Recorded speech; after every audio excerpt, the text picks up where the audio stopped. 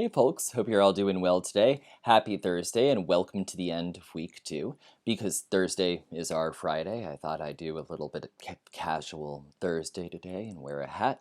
But that doesn't mean our class is any less serious or important today because we're going to be talking about some things I'm actually really excited to talk about today, which is we're going to be talking about your last performances, and then we're going to be talking about your upcoming spoken word poetry performances. And then the main content we're going to talk about today is we're going to introduce poetry and the performance of poetry. And I'm going to talk a little bit about how we should think about poetry and how one goes about reading a poem out loud, how one goes about translating what is on the page in terms of the poem into spoken material. So that's going to be the focus of our content lecture today, as well as discussing Audre Lorde's Poetry is Not a Luxury, which is going to help us understand what poetry is supposed to do, what form of performance or what form of expression poetry is, and what it aims to accomplish, or what it is, what its potential is as a social or as a political means of expression. So that is what Lorde talks about, and we'll be talking about poetry in that context, as well as just talking about sort of the nuts and bolts of how you should read poetry.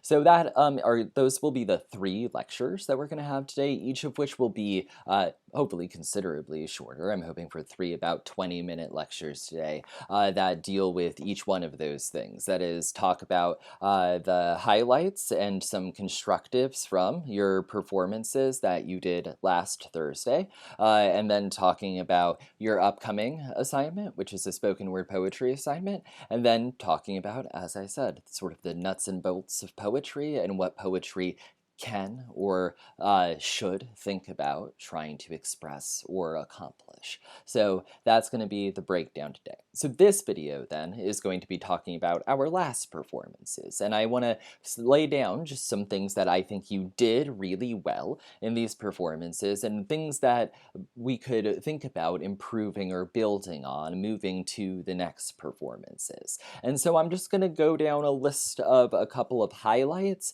a couple of major themes that I saw across these performances, which again, overall were incredibly entertaining, and I feel like communicated a lot about you as individuals, which is one of the main purposes of these narratives. And so it was a great way to get acquainted with you, and I really appreciated all of the hard work and effort you put into these. So for the rest of this video then, I just want to lay out a few of the main things that I noticed or wanted to talk about following watching all of your performances. Also, I just wanted to briefly remind you that I'm going to send you individual feedback with a grade and post your grades for these tomorrow afternoon. So just be on the lookout for that. But until then, I just wanted to have a more general conversation about these because I think that ideally we will all learn from each other through this process, and we can see things in all of these performances that we would want to maybe incorporate into our performances, or things that we want to build on looking forward to our poetry performances. So the first thing that I want to talk about is the use of tension in these stories, and particular the way that that relates to narrative. So something that we talked about prior to, or when we were discussing this assignment, is that each one of your narratives was supposed to have a clear beginning, middle, and end. That is what a story arc or a narrative arc essentially is there's a beginning that typically introduces your protagonist or introduces the main themes in the story and the main characters in the story, and then there is a typically some sort of interruption or crisis that spurs the action of the story. So there's a competition we're going to. Many of you wrote about sporting competitions, so that is the crisis or the problem that you are facing that the narrative deals with. So the climax of the story, or the middle of the story, is typically where you get to the peak of the action. This is the main thing that happened, and this is really important. And this is the moment of most intensity typically. And then you get to the conclusion, which is when the problem is resolved one way or another, and you are sort of capturing or expressing the main themes or the main takeaways from what came before. So when we're looking forward to our poetry performances coming next, it won't be quite so narrative, or at least in precisely that sort of like linear, like beginning, middle, and end format.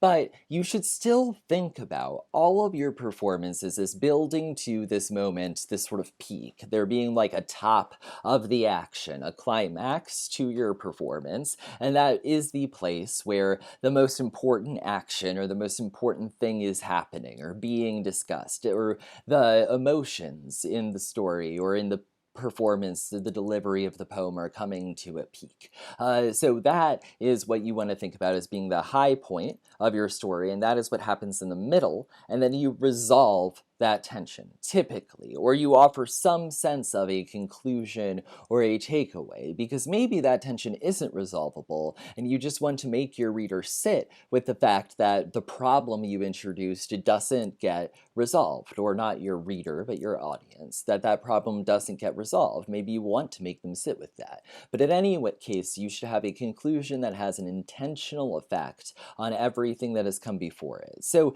the idea then is it's supposed to be something that is relatively cohesive, and there's supposed to be a main theme or a main narrative operating here. And I think that there were a number of great examples of people building tension in this way, So for instance, in Eugene's performance, he talks about performing at a talent show with one of his friends, and he has this moment where they finish their performance, and then he says there's 2 to 3 seconds of silence while the crowd is waiting to react, and then there is applause, and we sit in those 2 to 3 seconds, and that moment is filled with tension. That is a moment that makes us nervous. It's a moment where we're waiting to see what will happen, and those sorts of moments are really productive. Those are the ones that hook your audience in.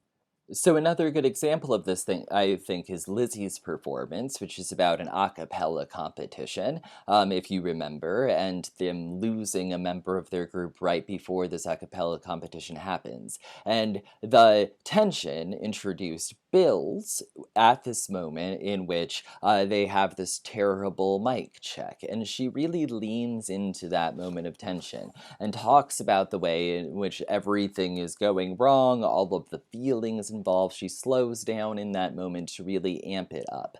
And that's what I think that we should think about, is that those moments of tension, the moment of in your story where emotions are running most high, where the action is happening that you've been waiting for the whole time, really slow down for those moments. Play them out for their themes, their meaning, and the emotions that they meant, or that were involved in them, and that you can then communicate to your audience. Sit in that moment of climax for a little bit more sometimes than you might at other moments. Make it clear that that is the most important thing. And I think that that is something, again, that we saw people do really well, but also in some moments I think we could do a little bit better. So I think just keep this in mind, because there are some times where you get to the main point of the story and then you're just done, right? Or you move on past it as if it's just another detail, like every other part of the narrative was. And so thinking about both with how you perform your energy and with how you, so your tone and your pacing and your volume, for instance, those sorts of performative elements, and also how much time you spend on something and how much care you put into the language of constructing that moment, all of that goes into making that big moment the big moment in your performance. So don't shy away from spending a little bit more time there and really leaning into it. So that is one of the first things that I wanted to talk about. So when we think then about moving to poetry, again, it won't be that there's necessarily a clear beginning, middle, and end. And you'll be performing about things that don't really have easy resolutions. The issues involving race in our society are not easily resolvable in some kind of clear narrative denouement, which is to say the falling action in which everything resolves inside of a narrative. Racial politics and racial oppression has not resolved. So we won't necessarily have that, and also poems aren't a linear narrative in the same way. But you do want to think about your story, or your performance of your poetry, rather, as having this narrative arc, as having an emotional peak somewhere, some moment that is most important to you, where you really want to connect with your audience the most. And so build to that in intensity, and then let us down.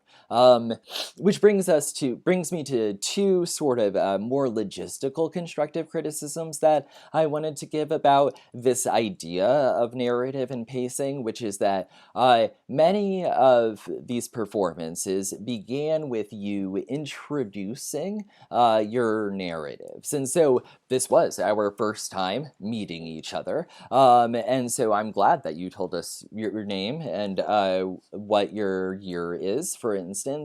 But on top of that, it's important that you or not on top of that, but after that, many of you went on to say, and my story is about. What we really want to see is you jump in. You don't want to say, you don't want to stand up for your poetry performance and say, this is what my poetry performance is about. And part of the problem is that you give away the ending sometimes when you tell us that. It takes away the build to the moment where we figure out what is happening, because you told us what the ending or the resolution or the meaning of the story was in advance. So please try to avoid doing that.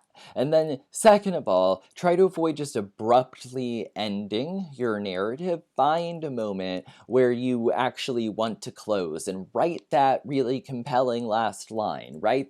Choose that really compelling last line from the poem from your poem response. Like really craft that ending so that it brings us a sense of closure. Because when the story is open-ended, then it isn't as satisfying. We're waiting for what happens next, or perhaps we're left with loose ends. And so just make sure that you're really thinking about that concluding moment, because a few of you just sort of abruptly stopped. And that is something that we do want to try to avoid moving forward from here. Okay, so the next thing that I want to talk about is a two-part thing. So the first part is that in terms of these narratives, in some cases, it was not as clear what the main takeaway was. Either in terms of it wasn't clear exactly how your narrative was telling us about a moment of performance. That was rarer. Most of you did a pretty good job of that. The thing that I saw more commonly was that there wasn't a clear takeaway, that didn't get a clear sense of what the lesson was, or why what the story that we just listened to reflected something about you or told us something about the world, like what its overall message was. In some cases was unclear. And I want to, I think, be really message driven in these narratives or in all of your performances. You really want to be thinking about what is the central concept or theme or argument or observation that I'm trying to communicate with this piece, and how am I going to communicate it in the best way that I can.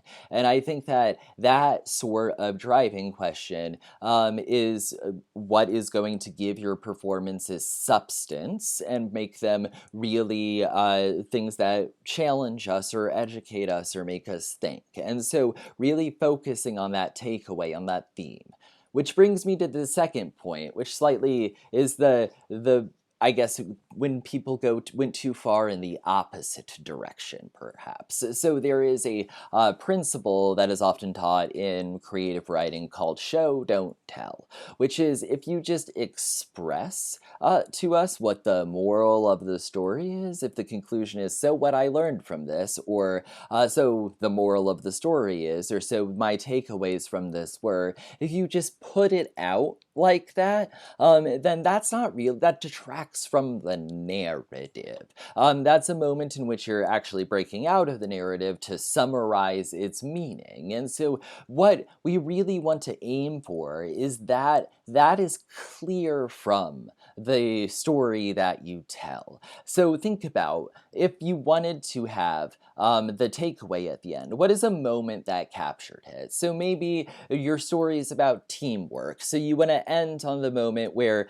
you and your church group or you and your basketball team all really came together and bonded after an intense experience. So emphasize that and then don't say at the end, and I learned the value of friendship that day, or I learned the value of teamwork that day. Those sorts of summaries really take us out of the action and also tell us how to feel. Show us instead is the principle. So again, these are sort of two poles that we saw. I think we saw people not sometimes sufficiently or clearly expressing what the point of their story was. And then I think we saw people just coming out and saying it. And I feel like in both of those cases, we need to work toward a middle point where we are focusing our narrative or focusing our poetry performance around what we're trying to express and try to clearly communicate it through our language, through our energy, through the way that we embody the performance, through the pacing, and through the narrative itself or the poetry itself, rather than through a description of what you hope people take away from it. So that is the idea of show don't tell, which is an important principle that I'm going to keep stressing because it is also a tricky thing. Thinking about how you're going to show something rather than simply communicate it verbally is difficult. But it is also the nature of performance. We're trying to embody things and demonstrate them and perform them rather than just say what they are so people immediately understand them at an informational level. Performance is about moving beyond that. So that is something that we're going to try to capture and get at over the course of our short time together. So I want to talk about two more things that I thought were largely really, really good over the course of these performances that also, I think, show us some of the things that we can also think about building on. So the first thing that I want to talk about is just the use of detail and evocative language. Many of you did a really, really great job of this. The care you put into the language that you use to tell your narrative is really, really important to both world building, that is giving a sense of realism to your story, and also to making your audience feel certain emotions and making them invest in what you're saying. So it is about, then both the craft or the generation of the narrative itself. The language is important to that, and it's also really important to the way that the audience relates to that narrative. So you really want to think about your word choice and the metaphors, the similes, the evocative language that you use to describe things. And that, of course, is going to be extremely important to poetry and is part of what makes poetry tick, is the idea that the way that we express things has a lot of consequence for how people feel them, for how they are absorbed. And I think that we saw a lot of really great examples of this. So one example that I want to give is an example of what we would call verisimilitude. Verisimilitude. And verisimilitude is the idea of concrete detail, things that are such parts of the world, that they make it very clear to us that what we're talking about or describing is real. It gives us a sense of being there, a sense of knowing exactly what you're talking about. So a couple of these I think are good. So I think Jacob gave us a really nice example of verisimilitude when he's describing Cooperstown as a big baseball town. And he goes on to describe the day of his baseball tournament as between the birthdays of his mother and his sister. And in these circumstances, these are really, really precise details that make the action and what is happening very concrete. You do need to make sure in some cases that if you are using acronyms or proper names of things, that you are translating them for us. And a lot of you did do a really good job of that, but make sure also if you were using this concrete detail, just make sure it's not so specific or so concrete that your audience couldn't possibly understand what you were talking about unless they knew what this thing was already. But in any case, that sort of use of detail is really, really great. I think that I also saw some really good examples of people using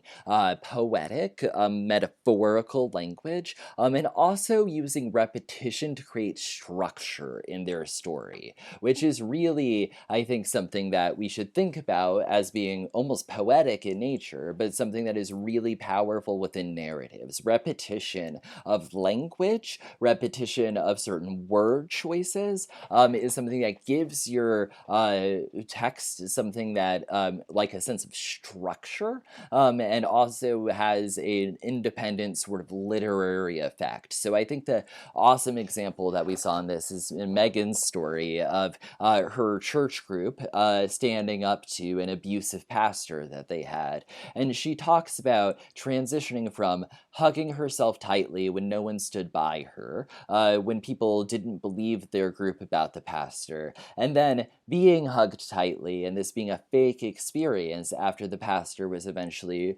arrested. That turn is really beautiful. And I think that we should think about just moments of language like this, and they don't even have to be so I mean, like the parallelism and the turn that the language takes there is really great. But in some cases, simple things are really awesome. So in Brandon's performance, he refers to his Marine Corps group as a symphony of people, and that's a lovely phrase. So the takeaways here then are poetic language and concrete language or specific details are both really, really important to making your writing and to making your work resonant. And I think that a lot of people did a really, really great job with this. And I would encourage you to keep building on this. And this is something that we'll really get into in our discussion of poetry, because that is, again, one of the main tools of poetry, is figuring out unconventional ways to express themes so that they become more provocative, so that they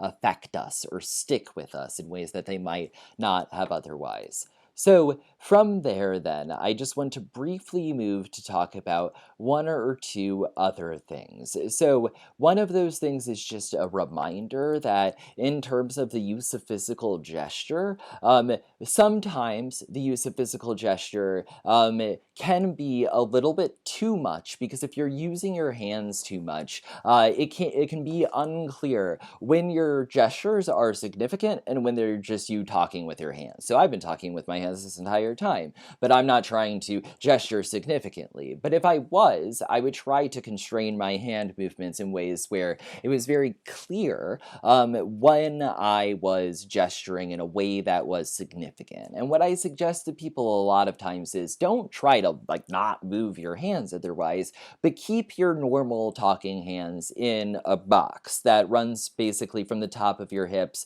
to the bottom of your ribs, or to basically to your shoulders, to the bottom of your shoulders.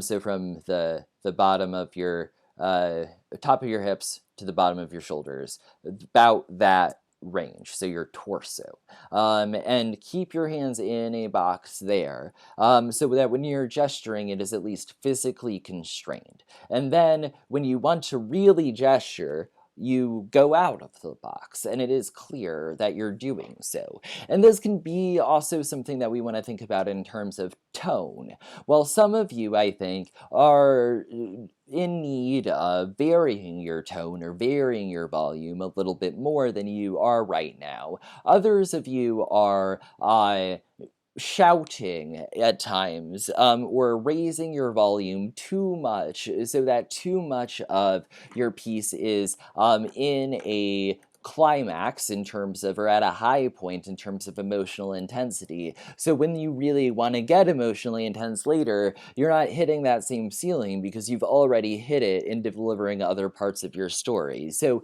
thinking about then matching our cadence of delivery, matching our pacing, matching the emotion we need to where we are and what we're trying to convey within our narrative.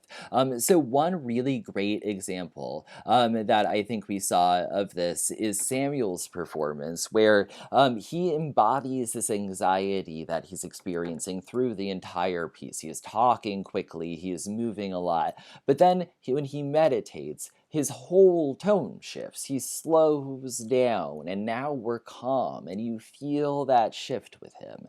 So that is a really good example then of matching the tone of our delivery to what we are performing. And I think that we should think about following that example moving on, that it is really important that we match our tone to the content that we're performing, that we think and make intentional choices about when we are getting loud, when we are getting fast, when we are getting quiet, when it is time to slow down and let things hit one at a time. That is something that we really want to keep in mind, and that is something that is, again, something we're going to have to experiment with. You have to find what works for you in terms of the cadence of your delivery, in terms of varying your tones. Some people are naturally louder than others. Some people have to work a lot harder to be loud, and some people have to work a lot harder to be quiet. So thinking about what is natural for you in that context will be really good. But again, I think we saw a lot of really great examples of people matching their intensity and their tone, but sometimes I think we could see a little bit more variation in both tone and in gesture, so that what stands out really stands out and really hits home. So, and then just technically there, I just wanted to remind you, if you're recording your stories, please make an effort to either narrate what you would be doing or substitute it with a sound that you make, a nonverbal, that is a non-word sound that you make, or a sound effect in the background, or a narration of what you would do. Any of those things are fine, but in some cases I saw that people who weren't using videos didn't use hand gesture, or didn't incorporate the two gestures that were asked of you. And in some cases I saw that people who did do videos didn't incorporate any gestures. So make sure that you're incorporating all of the gestures we're supposed to. So anyway, those are the main things that I really wanted to hit from all of your performances together. So just to break that down then, I think across the board we saw a really nice use of both descriptive and poetic language, concrete verisimilitude, and nice uses of metaphors and similes and structure. So that's something that we want to keep working on as we move forward, and I think poetry will help us think about a lot more. The other things that, or the second thing that I want to emphasize is just make sure that you're treating your performance as something in and of itself. So don't be overly formal, or informal rather. Don't introduce the narrative beforehand or tell us the themes of the performance beforehand. You can tell us your name, but otherwise jump into the performance itself. Jump into the performance itself, and then build on and try to make pronounced the narrative, the rising and falling action that you imagine, and what your main takeaways are in your performances. So when we move then to talk about poetry performances, these are things that are all going to still apply. Okay, then the very last thing that I wanted to talk about is vocal disfluencies, which is the use of words or phrases to substitute for other words while you're thinking about what you're gonna say. And this is typically the word like or the word I have my own. I say right at the end of sentences sometimes, or and those sorts. I've also been noticing that I've been saying again as a vocal disfluency during these lectures, and I've never noticed that I had done that before. So we're discovering new vocal disfluencies that we have all the time, but the most common in our culture really is like. And we see like in two ways. We see it in one way in which it is just you can't think about what you're going to say, so you're saying like. And in another sense, you use it as a substitute for said, or another word that means to communicate. So she was like, whoa, and he was like, yeah. That is the way that sometimes we talk about dialogue. So that is just something that I want you to be aware of. And in a couple of instances on your feedback, I've noted what I think that some of your particular vocal disfluencies are. In conversation, it's not that big of a deal, of course. Everybody has these, and it takes a lot of grooming and a lot of attention to try to get rid of them. And I certainly, as somebody who has been a public speaker for the last 15 years of my life, 16 years of my life, have never been able to fully eliminate my vocal disfluencies. But it is important, especially in the context of a short performance, that you do try to speak slowly so that you know the thing that is coming next. And the more confident you are in your script, in your performance, and what you've rehearsed, the less likely you are to use a vocal disfluency.